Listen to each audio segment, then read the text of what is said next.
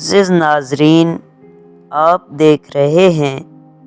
Janjua Islamic teach. Janjua Islamic teach کی جانب سے میں بندہ ناچیز صبغت اللہ کی جانب سے محبتوں بھرا السلام علیکم۔ عبداللہ بن ابی بن سلول کے جنازہ کا واقعہ۔ حضرت اسماعیل بن عیاش کہتے ہیں کہ میں نے حضرت عمر رضی اللہ تعالیٰ عنہ کو فرماتے ہوئے سنا ہے کہ جب عبداللہ بن ابی بن سلول فوت ہوا تو رسول اللہ صلی اللہ علیہ وسلم کو جنازہ کے لیے بلایا گیا۔ جب آپ اس کا جنازہ پڑھانے کے ارادہ سے کھڑے ہوئے تو میں مڑا اور عرض کیا، یا رسول اللہ،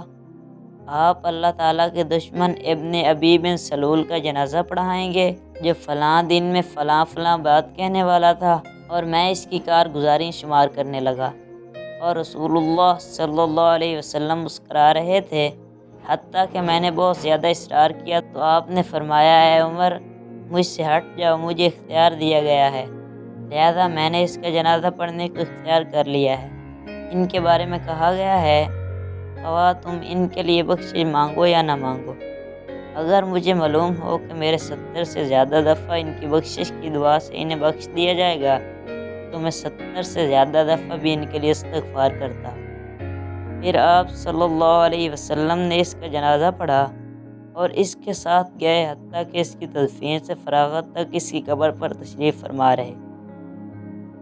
مجھے اپنے اوپر اور حضور صلی اللہ علیہ وسلم کے سامنے اپنی جرأت پر بہت تعجب ہو رہا تھا، اور اللہ تعالیٰ اور اس کا رسول بہتر جانتے ہیں۔ بس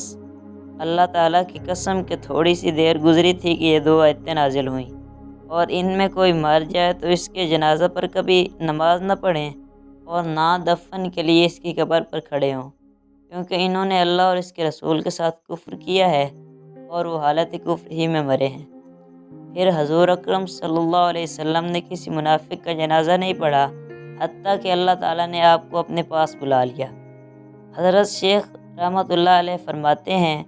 حضرت عمر فاروق رضی اللہ تعالیٰ عنہ نے مخلوق سے جدا رہنے میں اپنی ہمت صرف کی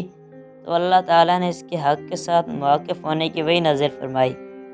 چنانچہ اللہ تعالیٰ نے اپنے رسول صلی اللہ علیہ وسلم کو منافقوں پر جنازہ پڑھنے سے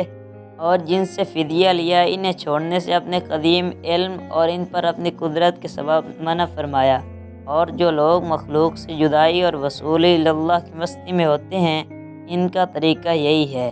کہ وہ اپنی اکثر باتوں میں اجتماعیت کی حامی رہتے ہیں اور اپنے سب احوال و افعال میں افتراق سے محفوظ رہتے ہیں، اور آپ رضی اللہ تعالیٰ عنہ زندگی میں بھی اور موت میں بھی حضور اکرم صلی اللہ علیہ وسلم کے ساتھ ہیں، اس لیے کہ آپ اپنی بیداری میں اور نیند میں حضور صلی اللہ علیہ وسلم ہی کے تابعدار رہے، ہر حال میں حضور صلی اللہ علیہ وسلم کی پیروی کی،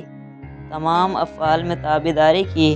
اور کہا گیا ہے کہ تصوف شریعت کے طریقوں پر استقامت اور رضا الہی کے حصول کی کوشش کا نام ہے۔